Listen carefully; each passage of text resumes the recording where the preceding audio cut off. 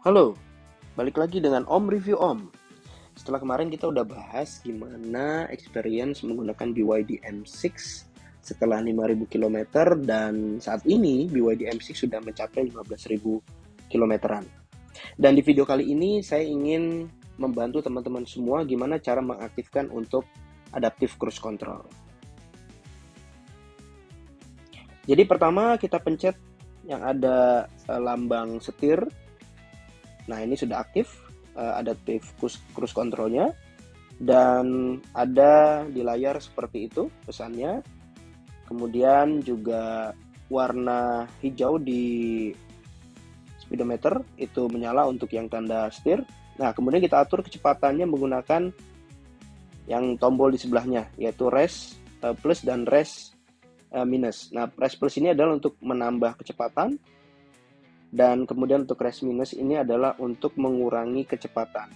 Sedikit tips, jadi kalau misalnya kita sedang di kondisi yang tidak terlalu lancar, lebih baik kecepatannya itu di set tidak terlalu kencang, mungkin sekitar 80 atau 90. Tapi kalau misalnya jalanannya lancar, teman-teman bisa di set di angka 100 km per jam atau 110 km per jam.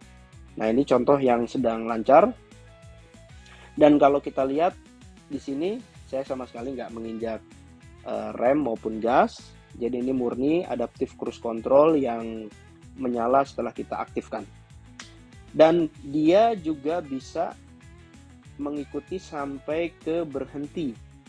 Jadi ketika misalnya mobil depan seperti di video ini, dia melambat di depan dan mobil kita ikut melambat. Jadi jangan khawatir kalau misalnya memang sudah di set di angka 100 tiba-tiba mobil di depan itu melambat. Nah, ini bisa sampai melambat. Dan ketika sudah berhenti, kalau jarak berhentinya tidak terlalu lama, itu akan kembali jalan.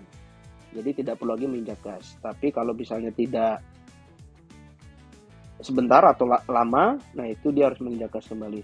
Dan perhatikan ketika misalnya sedang mengaktifkan cruise control, adaptive cruise control, teman-teman harus cek nih, ada tanda hold steering wheel dan juga please turn the steer gently. Nah, ini teman-teman tinggal dipegang saja.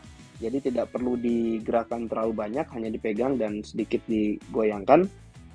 Itu sudah cukup untuk mengaktifkan kembali. Kenapa? Karena kalau tidak dipegang, setelah beberapa kali ada peringatan, itu adaptive cruise control-nya akan nonaktif. Jadi harus diperhatikan hal tersebut. Oke, nah ini contoh yang pada saat kita sedang lumayan lancar. Oke, sementara itu aja yang bisa saya sampaikan. Terima kasih teman-teman atas attention-nya di video sebelumnya. Dan jangan lupa kalau ada yang mau di-share, silahkan tulis di kolom komentar. Dan kita akan kembali lagi ke video selanjutnya. Kita bahas lagi hal-hal lain terkait dengan BYD M6. Oke, see you!